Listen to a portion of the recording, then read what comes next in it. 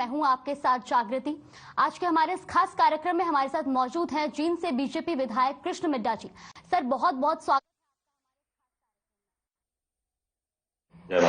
जी sir. सबसे पहले sir मैं आपसे ये सवाल करना चाहूंगी कि 5 राज्यों में विधानसभा चुनाव होने हैं, ऐसे में आपको क्या लगता है कि क्या सभी राज्यों में आपकी पार्टी सरकार बना पाएगी?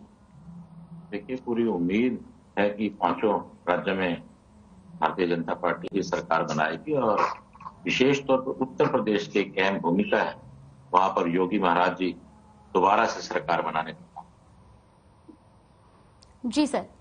सर ये भी जानना चाहेंगे कि पार्टी किन किन मुद्दों को लेकर इस बार चुनाव लड़ रही है, किन खास मुद्दों पर आज इस बार पार्टी चुनाव लड़ रही है?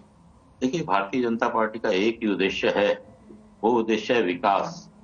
और विकास के नाम पर ही भारतीय जनता पार्टी जहां चुनाव लड़ेगी, वहीं उत्तर प्रदेश में विकास के साथ साथ ही Bharatiya Janata party law and order पे भी ये चुनाव लड़ने का काम कर रही है।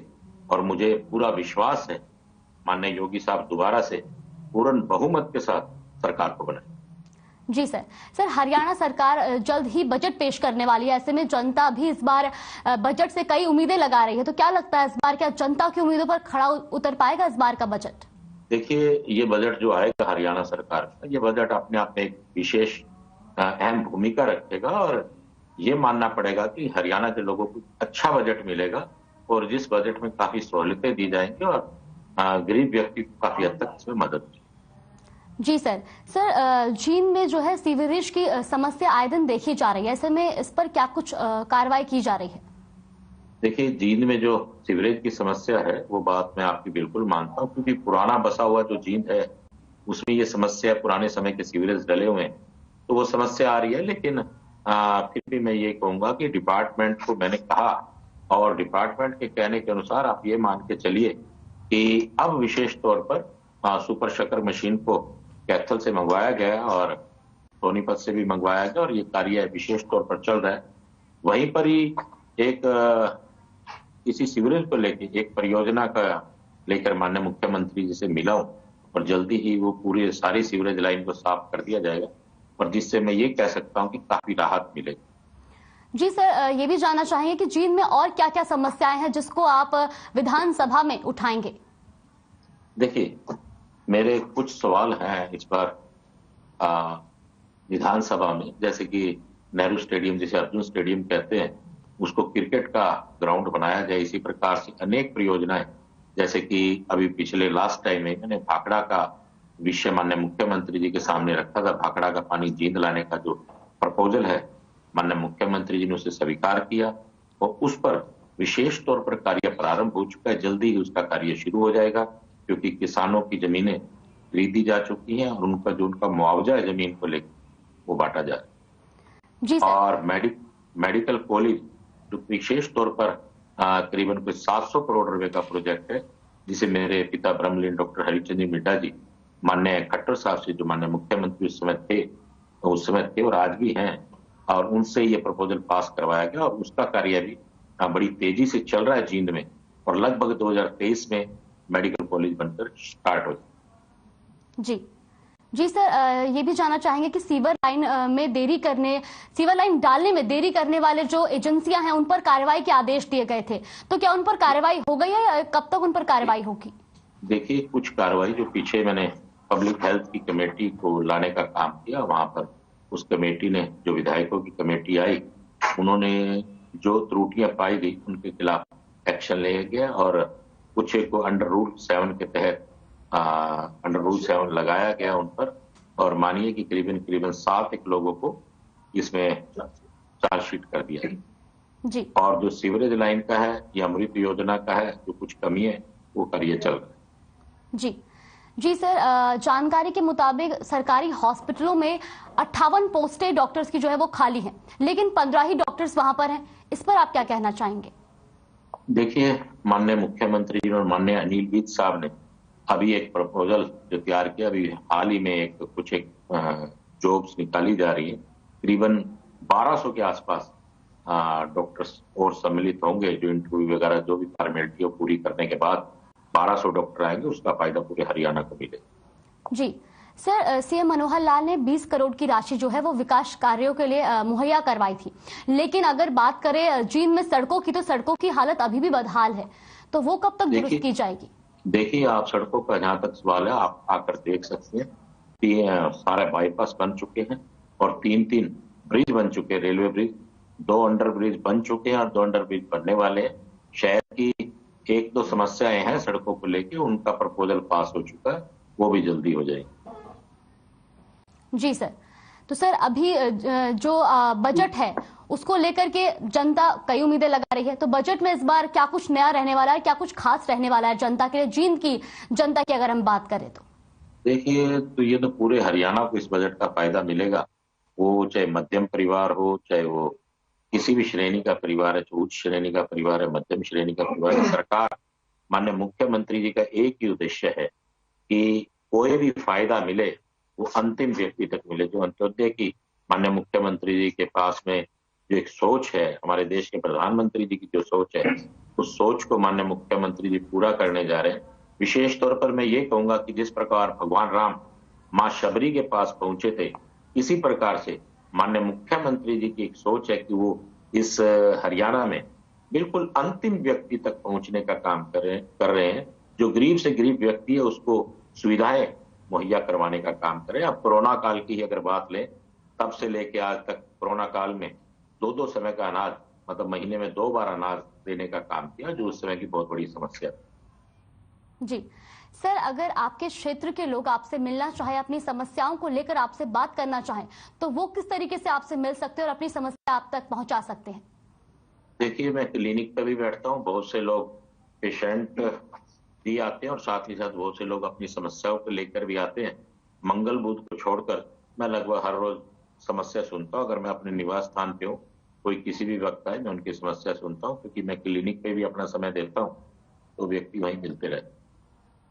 जी सर, तो सर जिस तरीके से आपने बताया कि अब सीवर लाइन को लेकर के भी कार्रवाई के आदेश दे दिए हैं, उस पर भी जल्द सुनवाई होगी, तो और किस तरह की समस्याएं हैं जो जींद में इस टाइम पर बनी हुई है और आप उसे विधानसभा में भी उठाएंगे? देखिए, इस बार मैं लगभग 21 सवालों को लेके विधानसभा में जाने का काम कर रहा हूँ और क्वेश्चन बनाए जा रहे हैं, क्योंकि अभी पता लगा है कि 2 मार्च से सत्र प्रारंभ होगा और लगभग कुछ क्वेश्चन, क्योंकि जींद की जो मोटी मोटी समस्याएं, जैसे मैंने आपको सुपर शटर मशीन को लेके, जो जींद की कुछ एक रोडों को लेकर समस्याएं हैं, ये सब चीजों को लेके विधानसभा में जाऊंगा और मुझे पूरी उम्मीद है, पहले भी जो मैंने कुछ मांगे रखी विधानसभा में, तो मांगे मानने का काम किया गया। और शहर में और शहर के लिए मैं अपना एक बड़ा प्रोजेक्ट, जो कि आप ये कह सकते हैं कि कोई बड़ा प्रोजेक्ट, कोई बड़ा उद्योग लगाने के लिए भी माननीय मुख्यमंत्री जी से सिफारिश करूंगा। और विशेष तौर पर जो एक बड़ा प्रोजेक्ट और लेने की सोच रहा हूँ, ऑटो मार्केट के लिए अलग से कोई स्थान बनाया जाए, ताकि यहाँ से थोड़ा सा भीड़ भाड़ भी हट जाए और ऑटो मार्केट एक अलग से मार्केट बने, जिससे लोगों को फायदा मिल सके। जी सर, अमूमन पहले जो विधायक थे उनकी शिकायत रहती थी कि अधिकारी उनकी सुनते नहीं है, तो आप क्या कहना चाहेंगे? क्या आपके कार्यकाल में या आपके वक्त पर जो अधिकारी हैं वो आपकी सारी आदेश मानते हैं, आपकी सारी बातें मानते हैं? देखिए, हर तरह का अधिकारी होता है। कुछ अधिकारियों को नशा होता है, वो लोग शुरू में आनाकानी करते हैं, लेकिन उन्हें समझा दिया जाता है तो इस बात को भी मानते हैं और उनको बताया जाता है। आज आप देख सकते हैं जींद के हालात पहले कैसे थे और आज जींद के हालात काफी सुधार में है।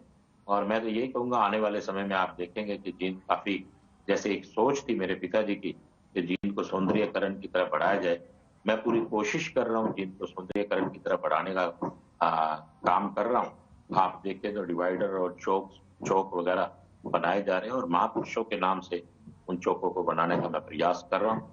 और माँ भगवती की कृपा रही और माननीय मुख्यमंत्री जी का आशीर्वाद रहा तो जींद जल्दी ही सौंदर्यता की तरफ बढ़ने का काम।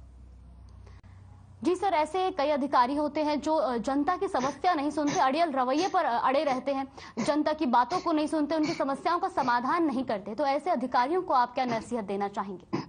देखिए, मैं यही कहूंगा कि अगर परमात्मा ने उन्हें मौका दिया सेवा करने का, तो उन्हें बड़े अच्छे ढंग से उन लोगों को डील करना चाहिए। अगर कोई अधिकारी अड़ियल है तो उनको अड़ियलता के हिसाब से यहाँ से उनका प्रस्थान करा दिया जाता है।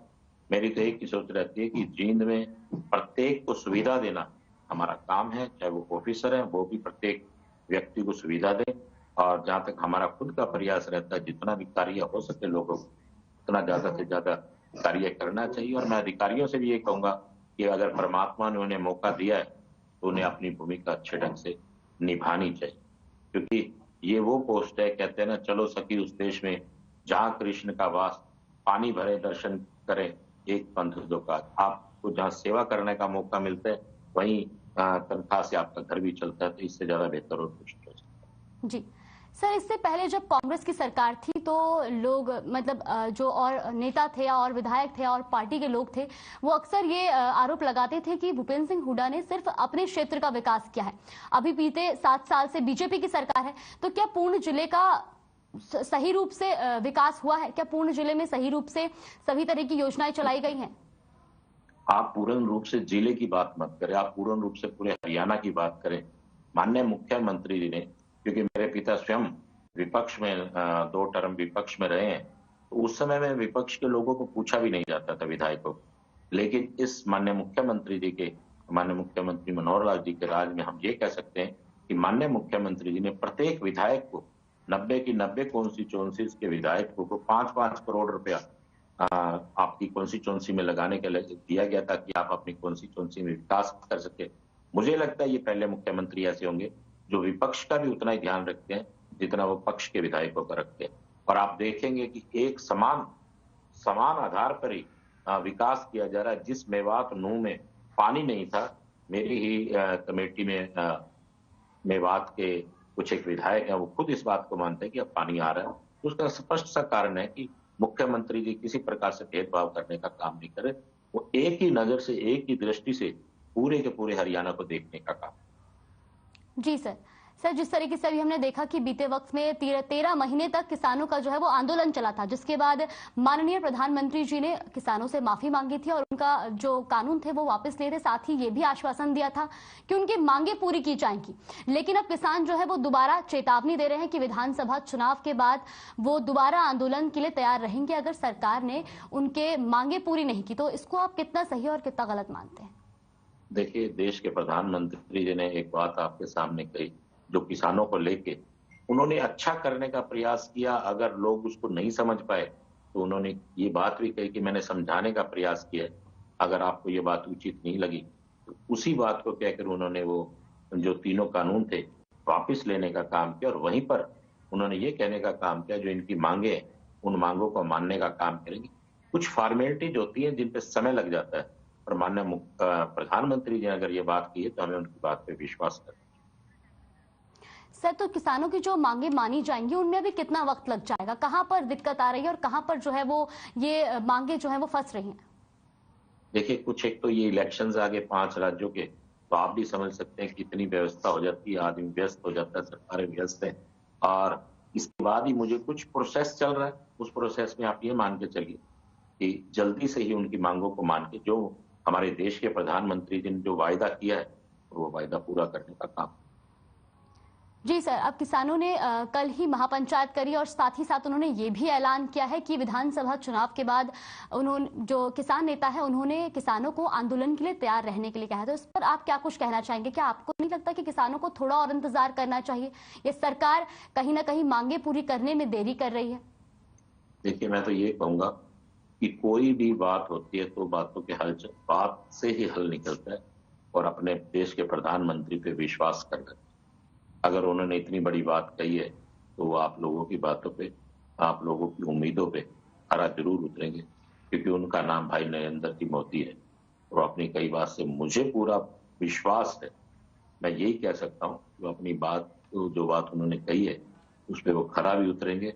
और फिर भी अगर कोई देरी हो गई तो विलंब हो जाता है किसी भी कार्य को, उसके लिए तो जितना और समय लगेगा करके पूरा हो जाएगा। किसान भाइयों को मुझे नहीं लगता कि उन्हें दोबारा से इस बात के लिए कहना पड़ेगा। ये जो आप बात कह रही है ये राजनीतिक स्टंट है। इस समय इस बात को उठाया जा रहा है ताकि इलेक्शन का माहौल बिगड़े और इस प्रकार से हो। ये उत्तर प्रदेश के चुनाव को लेकर ऐसी बातें की जा रही है, ये माहौल को बिगाड़ने का काम कर रहे हैं। कुछ एक राजनीतिक लोग हैं जो किसानों में इस प्रकार की बातों को फैला के और वो अपना फायदा लेना चाहते हैं। और विशेष तौर पे किसान को इस प्रकार की कोई प्रॉब्लम नहीं है। वो विश्वास करते हैं अपने देश के प्रधानमंत्री पे। मैं तो ये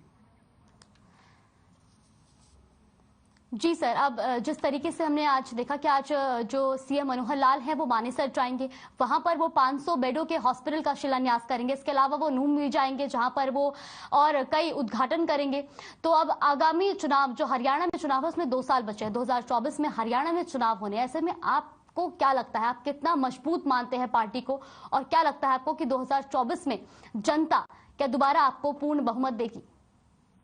देखिए, आप ही की बात का सबसे पहले तो मैं जवाब देना चाहूंगा, क्योंकि आपने अभी एक प्रश्न उठाया था कि माननीय हुड्डा साहब के समय में सारा काम झज्जर सोनीपत और रोहतक में हुआ। लेकिन मैंने आपसे